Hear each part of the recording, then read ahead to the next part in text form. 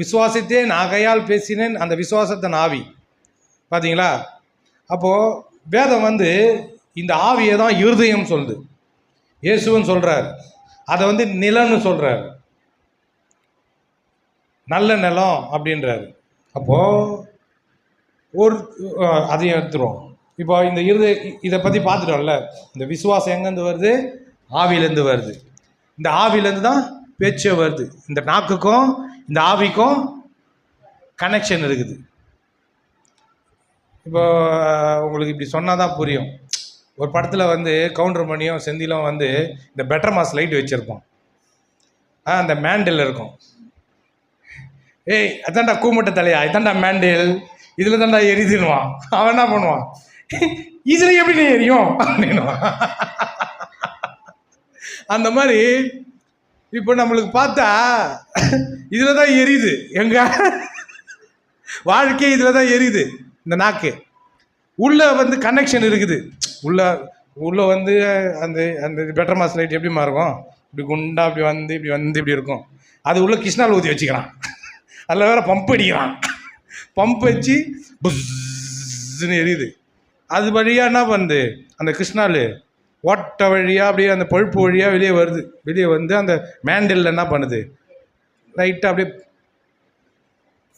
Spray ஆகுது. Spray ஆகுறது எரியுது. அந்த மாதிரி உங்களுக்கு என்னென்னலாம் விளக்கம் கொடுத்து இந்த இருதயத்தை புரிய வைக்கிறதாகுது. இப்போது நம்ம என்ன நினச்சிருக்கிறோம்? இந்த நாட்கள் எப்படிங்க பேச்சு வருது அப்படின்றோம். இந்த ஆவியை நான் பார்க்கணும். கிருஷ்ணாலெல்லாம் பார்க்க முடியாது. அதை உள்ளே ஊற்றி வச்சுக்கிறான். ஆண்டவர் என்ன பண்ணுறாரு? இந்த ஆவியை உள்ளே வச்சுக்கிறாரு. சொல்லுங்கள், எல்லாம் வயிற்று வச்சுக்கிங்களேன். சர்ச்சைக்கிட்டு வந்து வயிற்று அடிக்க வைக்கிறாரு. நல்லா வயிற்று அடிங்க. இது உள்ள ஆவி. இங்கே பாருங்க ஐயா, ஃபோனை வச்சுட்டு ஃபோனையே எடுத்து வயிற்று வச்சுக்கங்க. நீங்கள் ஃபோனையே பார்த்துன்னு இருக்கிறீங்க. கவனிங்க, நான் இன்னும் வசனமே தரலையே, பிடிங்குவேன் இப்போ போனேன். கவனி, இது உள்ள ஆவி இருக்குது இல்லையா? எப்படி உள்ள பெட்டர் மாஸ் லைட்டில் உள்ள கிருஷ்ணால் இருக்குதோ அந்தமாரி இது உள்ள ஆவி இருக்குது. இப்போ இந்த மேண்டில் எரியுது, அது கண்ணுக்கு தெரியுது. கிருஷ்ணால் தெரியுதோ? இல்லை. அப்போ இப்போ இந்த காற்று ஏன் சொன்னார்ல, நீ மறுபடியும் தேவனுடைய ராஜ்யத்தில் பிரவேசிக்க மாட்டேன். ஆவியில் பிறக்கிறவன் ஆவியாக இருப்பான், மாம்சத்தில் பிறக்க மாம்சமாக இருப்பான். காற்றானது தன் இஷ்டத்துக்கு விடி வீசுது, அதை என்ன பண்ணுற? பார்க்க முடியாது, அதை என்ன பண்ணுற? உணர்ற, அப்படி இப்படின்னு சொல்கிறாரு. அப்போ இந்த காற்று அடிக்குது, என்னால் உணர முடியுது, ஆனால் பார்க்க முடியல. அப்போ நான் வந்து காற்றுன்றது ஒன்று இல்லை அப்படின்னு சொல்ல முடியுமா? முடியாது. அதேமாரி தான் ஆவியும். எனக்கு காட்டினா தான் நம்புவேன்னா ஒரு காட்டுவேன் நான். இப்போ இந்த சொல்லுறதை புரிஞ்சுக்கோ. இப்போ சும்மா நோண்டி இந்த பெட்டர் மாதம் வச்சிடக்கூடாது. என்ன பண்ணு, சொல்கிறத மட்டும் புரிஞ்சுக்கோ. காட்டுனா இதை மட்டும் தான் என்னால் காட்ட முடியும். ஃபேன் சுற்றுதா, காற்று வருதா, அதை மட்டும் தான் காட்ட முடியும். பெட்டர் மாதம் லைட்டு எரியுதா, அதை தான் காட்ட முடியும். சும்மா உனக்கு ரொம்ப போய் டீப்பில் போய் கிருஷ்ணால ஊற்றி கொளுத்திடுவேன் அப்படின்ற மாதிரி ஆகிடும். அப்போ அவன் பாப்பான் வச்சுட்டு இப்படி பாப்பான், என்னண்ணே என்னண்ணே. அப்போதான் ஒன்று என்ன பண்ணும், ஒரு கூடி எடுத்துன்னு வந்து, எப்பா பெட்டர் மாஸ் லைட்டுக்கார காது குத்தல ஏதோ ஒன்று ஃபங்க்ஷனை சொல்லலாம், வச்சுக்கிறேன், பெட்டர் மாஸ் லைட் வேணும்னு.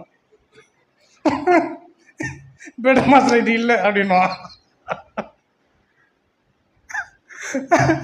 ஏன் இல்லை, ஏதோ வச்சுக்கிறிய, கூட வச்சுருக்கோம், பெட்டர் மாஸ் லைட் இல்லை.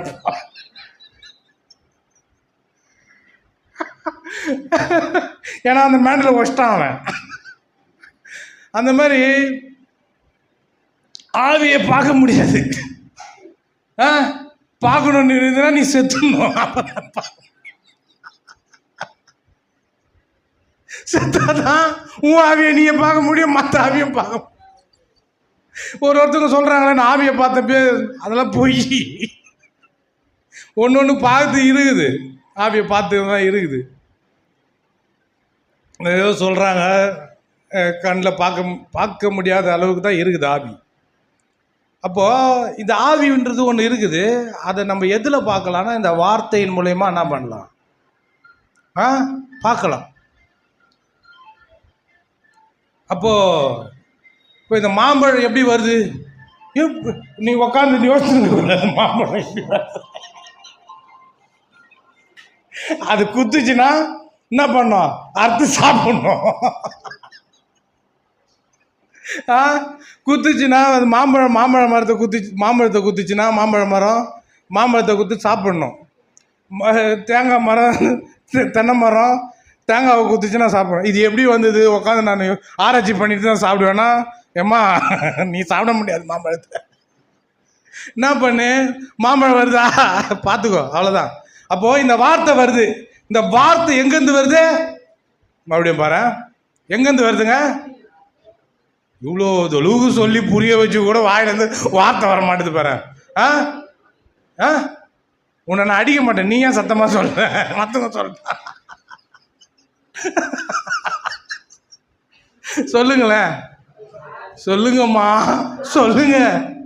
என்னம்மா நீங்க இப்படி பண்றீங்களா? இந்த வார்த்தை எங்கேருந்து வருது? மறுபடியும் பாரு, நல்ல அதைத்தான் சொல்லுங்கன்ற. சொல்லுங்க, இந்த ஆவிலேருந்து வர மாட்டேது பாரு. எங்கேருந்து வருது? அப்போ அந்த பொண்ணுக்கு ரொம்ப கோவம் வந்துச்சு.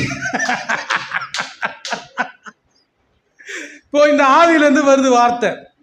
இப்போ நம்மளுக்கு ஏன் ஆண்டோடைய வார்த்தையை நம்மளால தேவனுடைய பிள்ளைகளால் பேச முடியல? ஹலோ, போவோமா அந்த 4 நிலத்துக்கு? வாங்க.